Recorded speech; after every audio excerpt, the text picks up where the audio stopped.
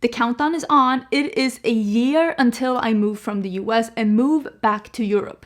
Fingers crossed. And I want to talk about what are my like bucket list things that I want to do before me and my husband leave the US. Why are we leaving? Why are we even here? Maybe a little quick backstory. But most importantly, what do I want to do before I leave?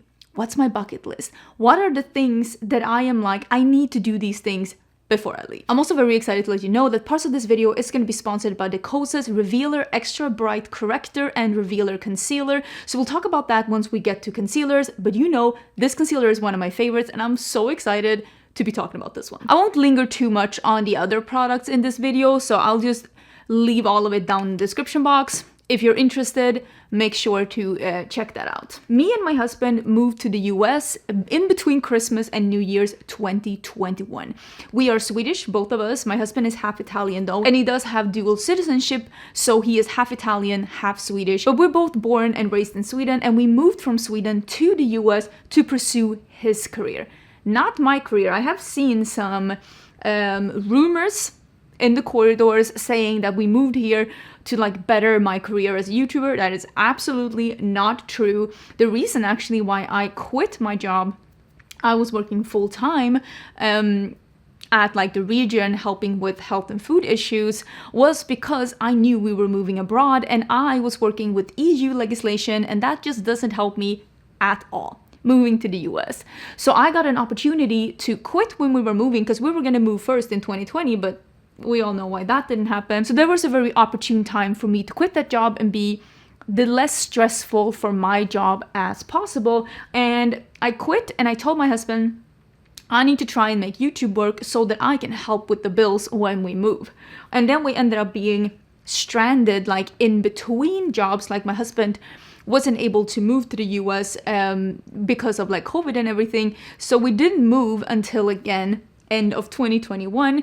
So I had a full year to be a full-time YouTuber in Sweden, and during that year I was actually able to further this career quite a bit, and I definitely was able to help with the bills when it came to that, because I was worried that he was gonna have to support me if we moved abroad, because I hate being dependent on someone else. I mean, I love my husband and he loves me, and of course we're always like helping each other, but I just hate the idea of being dependent on someone and not being able to contribute, basically.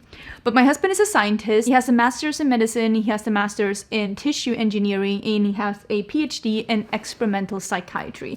And he is working as a neuroscientist, and he is doing his postdoc here in the US, and his field is addiction. And if you know anything about academia, it is the way that it is, that if you want to continue in academia, you kind of have to go abroad, or at least you should go abroad and just gain knowledge from another place. And up until now, the US has definitely been the country that has the best science and the best, maybe not the best science, but the best opportunities to get postdocs, because of how well-funded science has been in this country. I don't think that's the case anymore, but that's a totally different discussion. So we moved here because of my husband's career, because he wanted to do his postdoc, but we always knew we were gonna move back to Europe. And the thing is, I think we're moving back in 2026 actually. So I have a year left of living in the US before I go back to Europe. And I kind of want to talk a little bit about it. So now we need to do something about these dark circles. I'm looking a little tired, and it's because I stayed up late last night watching a documentary, okay? I was hooked. So we're gonna dig into the Kosas Revealer Extra Bright Corrector and the concealer. And you know I love this concealer. I have been talking about this concealer before on my channel quite a few times, and in my last declutter you saw that I was like almost out of mine, and I really enjoy it. I'm gonna do corrector and then concealer on one side of my eye so that you can see the difference, like the dramatic before and after, because definitely the answer to covering dark circles, it's not necessarily more concealer or more coverage, the corrector is definitely the answer. The Kosas Super Bright Revealer comes in different shades depending on your undertone, depending on your skin tone, so you can find the shade that works for you. I am using, I think, Illusion. Yes, Illusion. It's for light to medium. They use color theory to neutralize dark circles, and the formula feels like a serum and has ingredients in here like hyaluronic acid, peptides, and highly active levels of caffeine, so that the formula doubles as both a corrector and a serum. Here you can see, this is just the corrector. That is amazing compared to whatever was going. This late night with documentaries, 8 hours of sleep. Late night with documentaries, 8 hours of sleep. And these products are made to be used together. You can layer them together. It does not look cakey when you want to be able to cover your dark circles and just make your under eyes look as good as possible. I'm going to use a couple of dots, and I'm going to go in again with a concealer brush and just blend these out.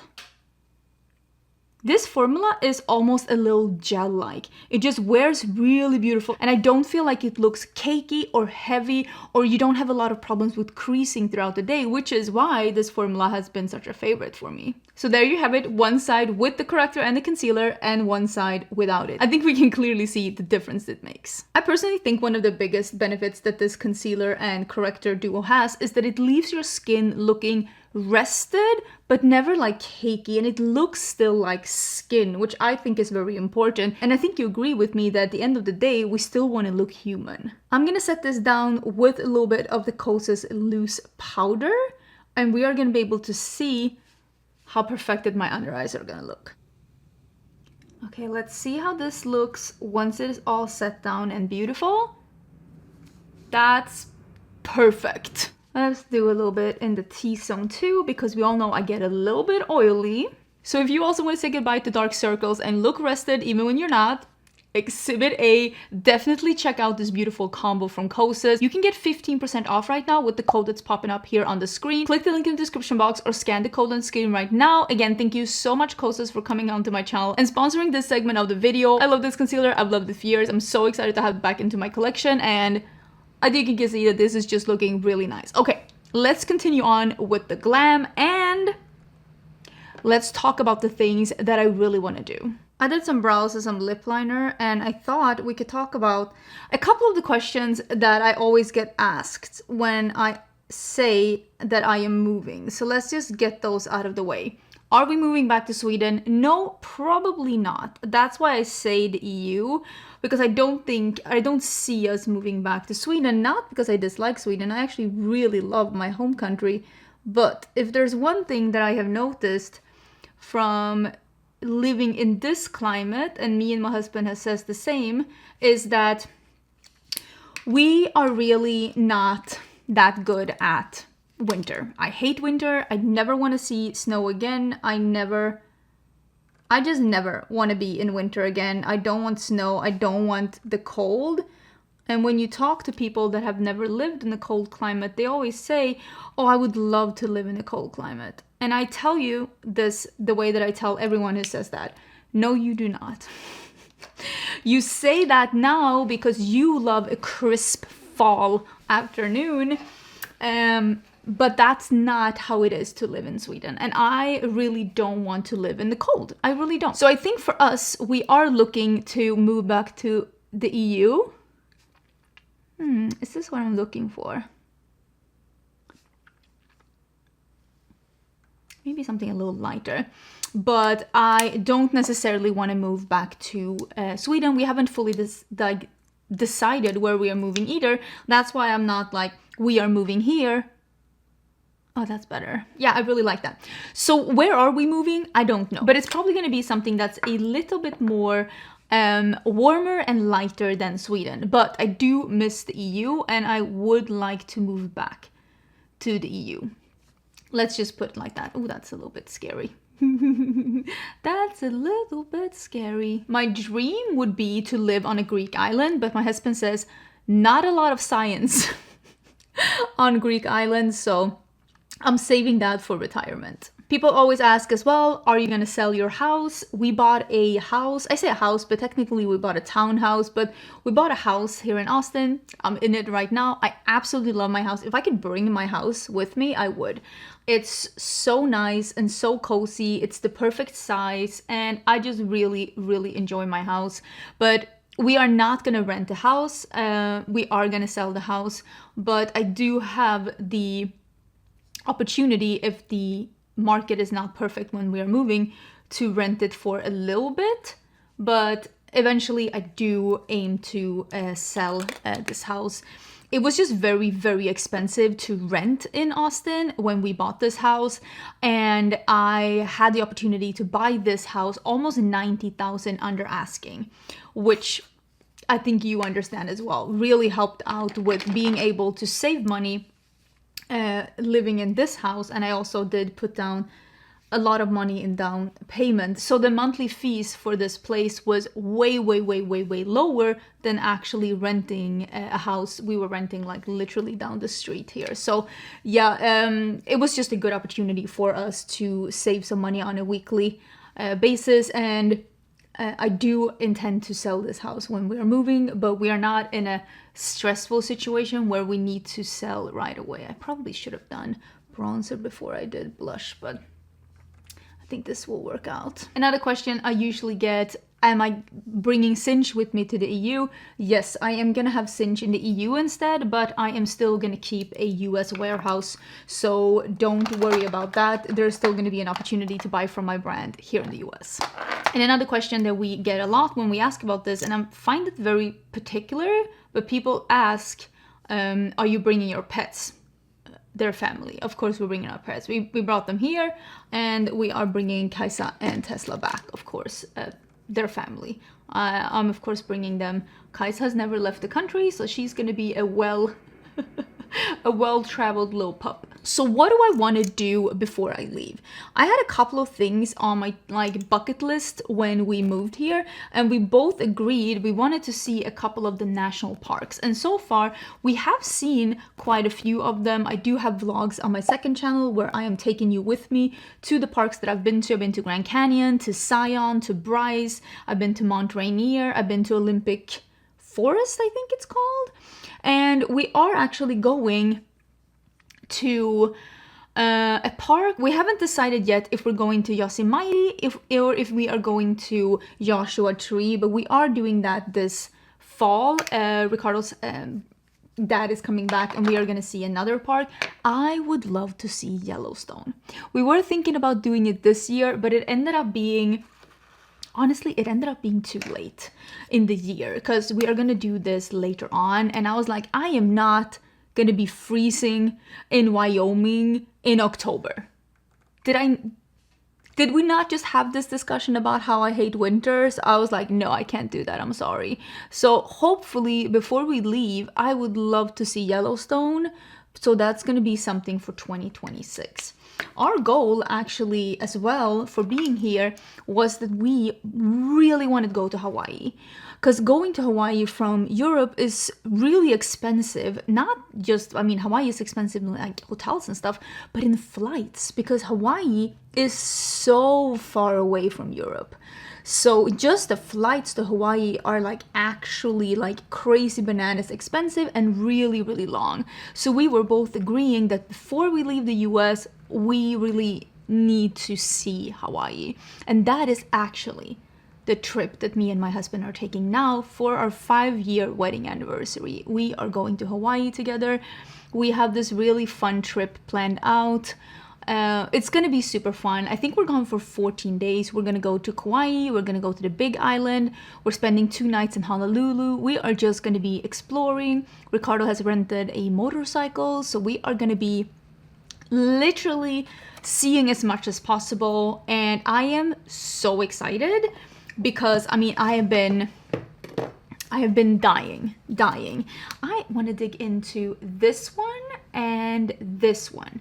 These two are going to be the shades that I am going to be digging into. I've always wanted to go to Hawaii, and I can't believe that it's actually happening, and that it's happening so soon. It's definitely been on my bucket list. Do you have any like bucket list destinations? For me, Hawaii is one. I also wanted to go to Disneyland Orlando, which I have been able to do more than once. I'm extremely like lucky to be able to do that, and I'm so happy that I've seen that. I also wanted to go to Japan, which we have done. We went there actually in 2019. That's where my husband actually proposed to me, which is kind of cute. And we have been dying to go back, so I want to go there as well one day. I also really wanted to go to Bali, and I'm actually also going to Bali, and I really want to see South Korea. I want to go to Seoul, so I hope one day to be able to do that as well. That is still on my bucket list. But Asia is not super hard to get to from Europe, so that felt less like a bucket list. From like, it's not really easy to get to Asia from the US, I'm gonna be totally honest with you, so I don't feel too bad in saving some of those. But I am really excited that we are doing Hawaii for sure. Can I find a good brush or not? Something though that is on my list that I would love to do that we still haven't figured out is that I really want to go to Alaska. I would like to do one of those Alaskan cruises. I know you would probably see more if you like, you know, rented a car and went around, but I don't think I'll have the time for something like that. So I'm gonna see if I can convince Ricardo, my husband, to do an Alaskan cruise with me next summer before we leave, because next summer is gonna be the last summer that we are here. Because I really want to do that. Again, I don't foresee myself, if I go back to the I mean, of course I'm gonna go back to the US after we moved from here as like vacations, but it won't be to go on an Alaskan cruise. I mean, I can tell you that. I can tell you that for free. That's just not gonna be how I travel back here. So I just really would love to be able to do that. So that is actually on my wish list. I would really wish to do something like that. Another thing that I would really love to do is go to Chicago. A lot of people are telling me that if you like New York and if you like European cities, Chicago, you will like it. I've also heard that Boston is amazing. I've also heard that I've never been to DC. So there are definitely like places that I would like to go and stuff that I would like to see. So I really hope that I'm able to see at least one or two of those cities before I go. I don't really know, like I want to bring Ricardo, and people ask me sometimes, you're like, why don't you bring Ricardo with you when you're traveling? And I always ask him, and he is always busy with work. I mean, we are here because of his job, and I realized that if I'm gonna be here in the US, I'm gonna make the best of the situation, and I'm gonna do as much as I can together with my friends that live here in the US. So every time I have the opportunity to do something with them, travel with them, any kind of event or anything together with my friends, I always do it. I told myself after COVID that I was gonna be a yes man, or like a yes woman, I guess. Always saying yes to things, because for me, and this might just be me, you don't have to agree, which is perfectly fine, but I have noticed I always regret the things I don't do, not the things I do.